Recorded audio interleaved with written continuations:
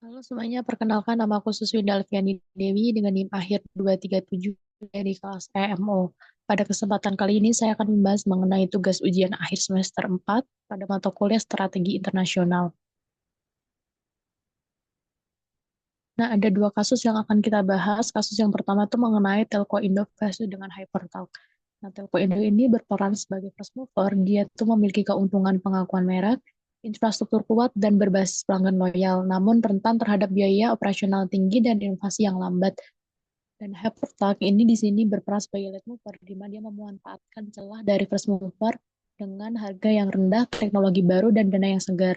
Ini memerlukan waktu untuk membangun kepercayaan dan jaringan yang solid.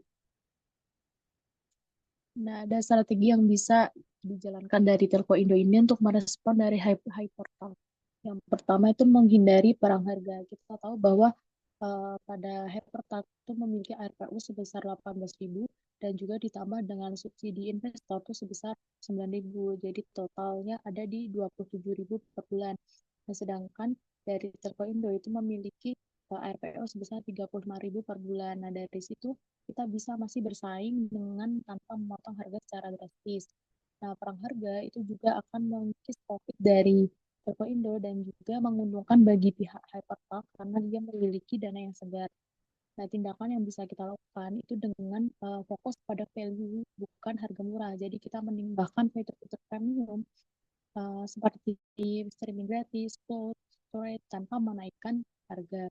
Terus yang kedua ada memanfaatkan kekuatan dari first mover. Kita tahu bahwa Telco Indo ini berperan sebagai first mover, di mana dia memiliki leverage untuk infrastruktur dan kita dapat gunakan jaringan yang sudah ada untuk menawarkan kualitas koneksi yang lebih stabil dan Habitat itu mungkin belum yang mana Habitat ini mungkin belum sepenuhnya andal terkait dengan jaringan yang stabil.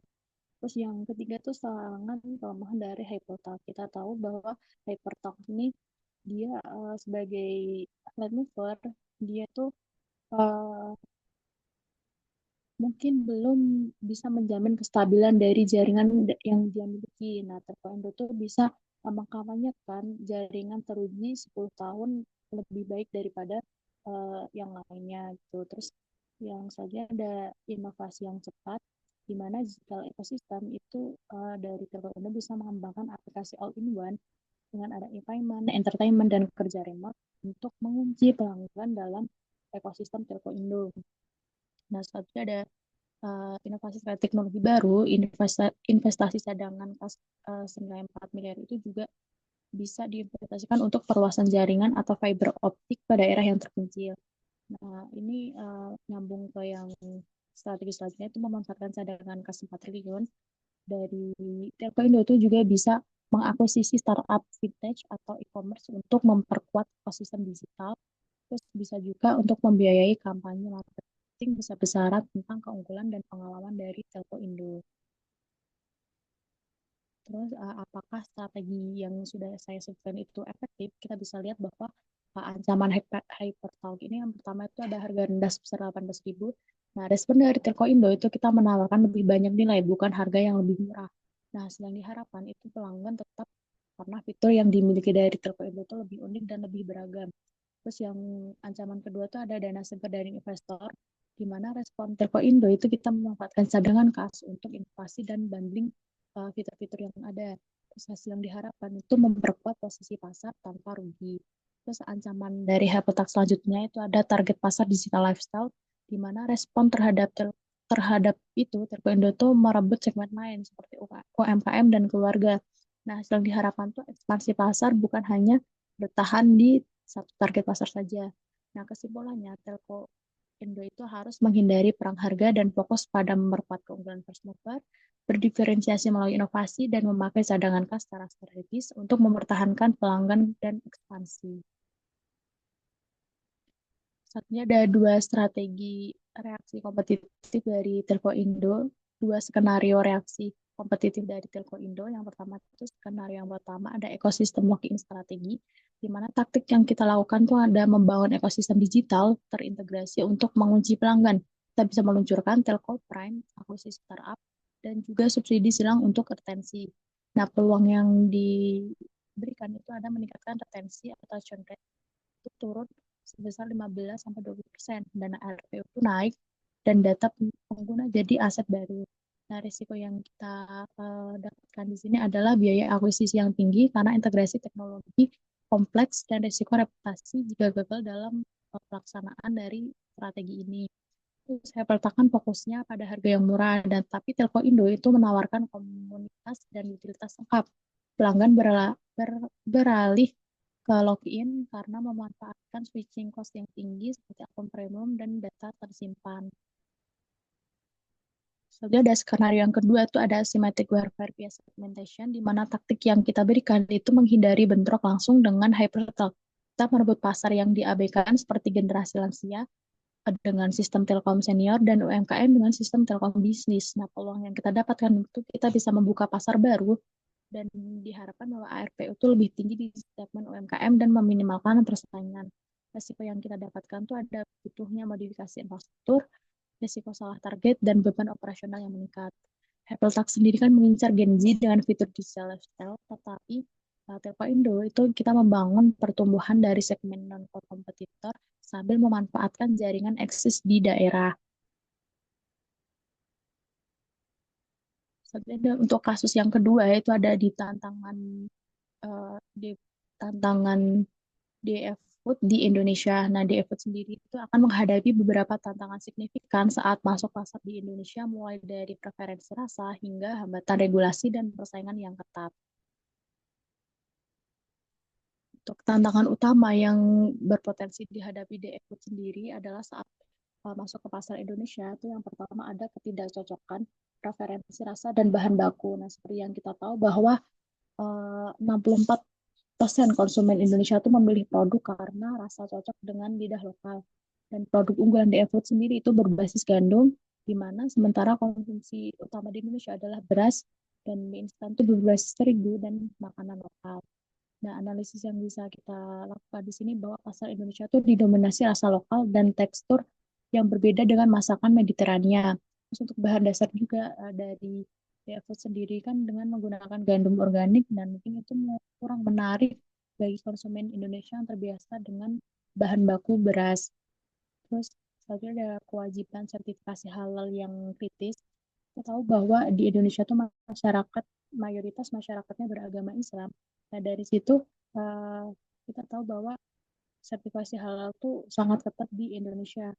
Nah, analisis yang bisa kita lakukan bahwa uh, DF Food harus wajib untuk melakukan sertifikasi halal untuk semua bahan bakunya, termasuk dari turunan hewani dalam saus. Nah, tapi proses ini tuh membutuhkan audit yang menyeluruh dan sampai pasok biaya dan waktu yang lama, dan ini berisiko menunda peluncuran dari produk dari DF Food sendiri. Selanjutnya ada persaingan ketat dari brand yang mapan. Kita tahu bahwa ada 3 brand besar mendominasi pasar makanan di Indonesia, itu ada Indofood, Wings, dan ABC. Nah, di situ kita bisa tahu bahwa konsumen itu cenderung loyal pada brand lokal yang memang telah memahami dari segi selera dan preferensi masyarakat Indonesia. Terus yang keempat, ada hambatan regulasi dan biaya impor.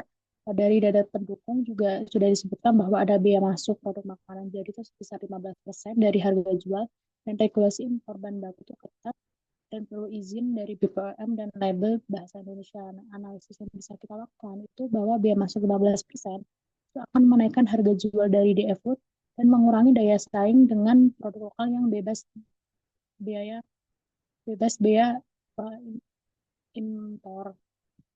Terus ada regulasi kemasan juga harus mencantumkan komposisi dari bahasa Indonesia. Itu membutuhkan modifikasi produk dan berpotensi menambah biaya dari DF Food sendiri. Selanjutnya ada rendahnya brand awareness dan sentimen nasionalisme, di mana pada data pendukung disebutkan bahwa tingkat kesadaran brand DF itu kurang dari 2%. Dan konsumen Indonesia juga memiliki tingkat nasionalisme yang tinggi. Analisis yang bisa kita lakukan itu kita bisa membangun kesadaran merek dari nol, memerlukan investasi pemasaran yang besar seperti iklan dan influencer, dan juga positioning heritage Mediterania itu beresiko dianggap asing dan kurang relevan, sementara nasionalisme mendorong konsumen memilih dari brand lokal sendiri. Selanjutnya untuk tantangan selanjutnya itu ada ketidaksiapan operasional di Asia. Nah, kita tahu bahwa dari data pendukung DFfood sendiri itu belum berpengalaman ekspansi ke Asia dan juga dia hanya memiliki mitra lokal PT Rasa Sampai Lidah itu hanya sebagai distributor bukan sebagai produsen. Nah, dari situ kita bisa menganalisis bahwa adanya perbedaan budaya bisnis, logistik, dan preferensi konsumen Asia versus Eropa beresiko menyebabkan kesalahan strategi. Nah, jika memilih uh, Nah, selanjutnya yang kedua itu ada rekomendasi strategi yang paling cocok untuk DFfood. Di sini ada 3 strategi yang ditawarkan. Yang pertama ekspor via distributor, yakni mengirim dari Italia ke Indonesia, kerjasama distribusi eksklusif. Yang kedua ada joint venture, di mana ini 50-50 dengan PT Rasa Sampai Lidah, memproduksi di Indonesia melakukan aktivitas pemasaran bersama. Dan yang ketiga ada Greenfield, ini Greenfield Investment ini kita membangun pabrik sendiri di Jawa Barat. Nah, hal-hal dari strategi-strategi itu kita bisa menganalisis dengan analisis peluang dan risiko. Dari aspek peluang sendiri bahwa ekspor via distributor itu berpeluang dengan biaya awal yang rendah karena tidak perlu investasi pabrik dan kontrol penuh atas merek serta implementasi yang cepat. Tapi risiko yang ditimbulkan itu biayanya tinggi karena ada biaya masuk 15% plus logistik impor, membuat harga tidak kompetitif dan juga lambat beradaptasi dengan preferensi lokal seperti produk karena produksi di Italia. Terus resiko yang ketiga itu resiko regulasi impor atau perubahan tarif dan izin BPOM. Terus untuk strategi joint venture sendiri, peluang yang kita dapatkan itu mitigasi resiko regulasi. Karena mitra lokal tuh lebih paham terkait sertifikasi halal, BPOM, dan pajak di Indonesia.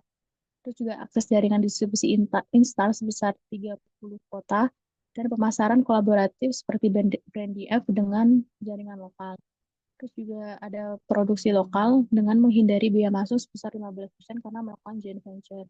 Resiko yang kita hadapi adalah berbagi kepemilikan dan profit 50-50, konflik keputusan dengan mitra, dan ketergantungan pada kemampuan mitra.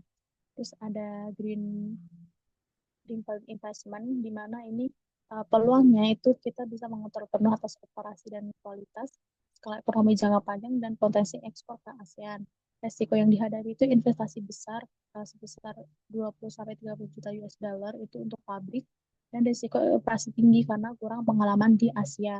Nah, waktu panjang itu sebesar 2-3 tahun hingga waktu operasional itu karena Greenfield sendiri kan kita membangun perusahaan baru di Indonesia dan itu memakan waktu yang lebih lama.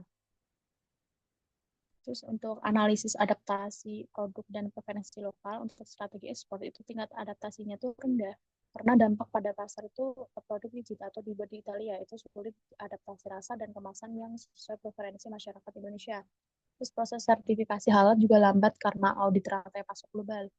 Terus untuk joint venture sendiri tingkat adaptasinya tuh tinggi karena produksi di Indonesia itu memungkinkan modifikasi resep real time dan juga kita bisa tahu preferensi dari masyarakat Indonesia. Terus kemasan dan label halal itu diurus oleh mitra lokal yang memang berpengalaman dan paham terkait dengan regulasi yang ada di Indonesia. Terus co-branding atau heritage Italia plus Indonesia itu dapat mengurangi sentimen dari rasa nasionalisme di uh, masyarakat Indonesia. Terus untuk Greenfield sendiri dia berada di tengah-tengah karena ada adaptasi mungkin tapi memakan waktu 2-3 tahun karena harus membangun pabrik dan uji pasar. Trial error Trial error juga mahal karena tanpa pengalaman lokal itu akan membutuhkan waktu yang lama dan biaya yang lebih banyak. Terus ada analisis efisiensi biaya jangka menengah di mana pada strategi ekspor itu biaya awalnya rendah karena adanya biaya logistik dan biaya 15% terus-menerus dan juga margin tipis karena harga jual yang tinggi. Nah, proyeksi profit 5 tahun itu rendah karena kalah harga dengan uh, pesaing lokal.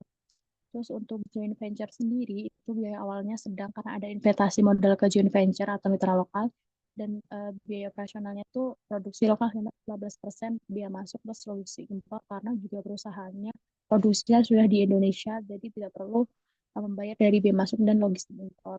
Juga biaya pemasaran dibagi dua dengan mitra jadi 50-50 dengan mitra. Proyeksi profit 5 tahunnya tinggi karena harga kompetitif dan penetrasi pasar yang cepat. Untuk strategi Greenfield sendiri, biaya awalnya tuh sangat tinggi. sebesar 20 sampai 30 juta US dollar. Itu karena dia harus membangun pabrik baru di Indonesia. Nah, biayanya itu tetap tinggi karena ada depresiasi pabrik dan ada overhead produksi tanpa skala ekonomi awal. Untuk proyeksi profit 5 tahunnya itu negatif karena butuh lebih dari 5 tahun untuk balik modal. Untuk dari ketiga strategi itu, joint venture itu paling layak dilakukan. Kenapa? Karena yang pertama itu memitigasi resiko utama. Sertifikasi halal dan regulasi itu dihandle oleh mitra lokal, dan sentimen nasionalisme itu diakali lewat co-branding kolaborasi Italia dan Indonesia. Yang kedua, adaptasi produk cepat. Karena produksi lokal memungkinkan modifikasi rasa atau kemasan responsif sesuai dengan preferensi masyarakat Indonesia. Juga variansi lokal itu bisa launch dalam waktu 6 sampai 12 bulan. Yang ketiga itu ada efisiensi biaya yang jelas karena menghilangkan biaya masuk 15% dan biaya logistik impor serta investasi moderat dengan ROI lebih cepat dan BEP